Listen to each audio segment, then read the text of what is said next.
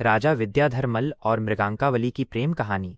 चित्र का जादू और राजा की बेचैनी कहानी की शुरुआत तब होती है जब राजा विद्याधरमल अपने महल की चित्रशाला आर्ट गैलरी में टहल रहे होते हैं। वहां उनकी नज़र एक पत्थर की नक्काशीदार मूर्ति और एक अद्भुत चित्रपट पर पड़ती है। यह चित्र मृगांकावली का था। चित्र इतना जीवंत था कि राजा को लगा जैसे वो कन्या अभी बोल पड़ेगी। राजा अपनी सुध बुध खो बैठे। वे दिन रात उसी चित्र के बारे में सोचने लगे। वे विदूषक से कहते हैं, मित्र, ये सौंदर्य किसी इंसान का नहीं हो सकता, ये तो किसी अप्सरा की छवि है। यहीं से राजा के दिल में विरह की अग्नि जलने लगती है। भेष बदलकर रहने वाली राजकुमारी उधर मृगांकावली के पिता ने ज्योतिषियों के कहने पर कि अगर वो लड़की के रूप में रही तो राज्य पर संकट आएगा, उसे मृगांक वर्मा नाम का लड़का बनाकर राजा विद्याधरमल की रानी के पास भेजा था। रानी को सच पता था, लेकिन राजा इससे बिल्कुल अनजान थे। बगीचे में पहली मुलाकात, द फर्स्ट एनकाउंटर। एक दिन राजा महल के प्रमदवन बगीचे में टहल रहे थे। रानी ने खेल खेल में मृगांकावली को लड़कियों के वस्त्र पहनाए और उसे मृगांक वर्मा की बहन बताकर राजा के सामने पेश किया। माहौल, चारों तरफ वसंत का मौसम था, फूल खिले थे। एहसास, जैसे ही राजा ने उसे देखा उन्हें लगा कि ये तो वही चेहरा है जिसे उन्होंने चित्र में देखा था।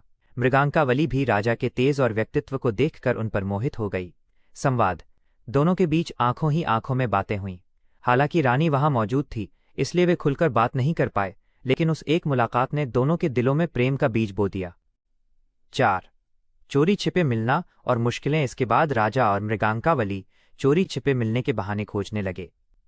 एक बार राजा ने देखा कि मृगांकावली लड़के के भेष में तलवारबाजी का अभ्यास कर रही है। राजा को ताज्जुब हुआ कि एक लड़का इतना सुंदर और सुकुमार कैसे हो सकता है। जब भी वे मिलते, राजा का संदेह गहराता जाता।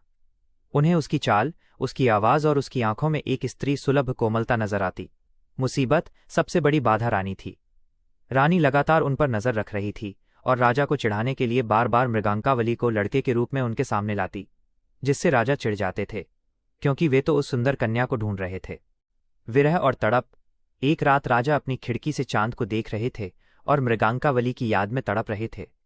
तभी उन्हें पता चला कि रानी ने उस सुंदर कन्या, जो असल में मृगांकावली ही थी, की शादी किसी और से तय करने का नाटक रचा है।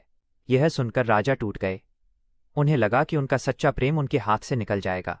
वे इतने व्याकुल हो गए कि उन्होंने राजकाज तक छोड़ दिया। ये रानी की सबसे बड़ी और आखिरी चालाकी थी।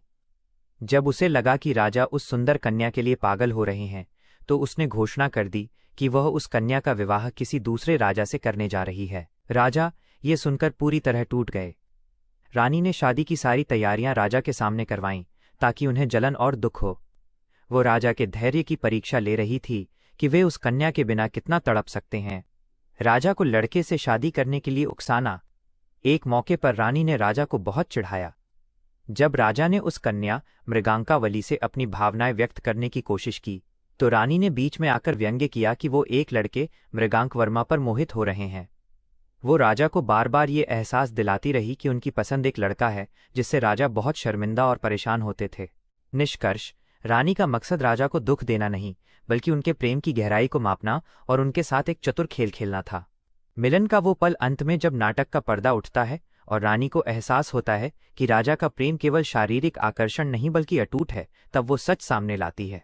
जब राजा को पता चलता है कि जिसे वो मृगांक वर्मा नाम का लड़का समझकर साथ बिठाते थे, वही उनकी सपनों की मल्लिका है, तो उनकी खुशी का ठिकाना नहीं रहता।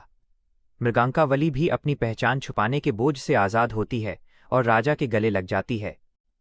अंत में जब उसने देखा कि राजा वाकई उसके बिना नहीं रह सकते, तब उसने सारी सच्चाई बताकर दोनों का विवाह करा दिया।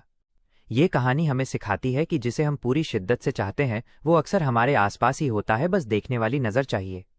राजशेखर ने इस नाटक में राजा की बेचैनी और राजकुमारी की मासूमियत का जो वर्णन किया है, वो इसे संस्कृत साहित्य की सबसे महान प्रेम कहानियों में से एक बनाता है।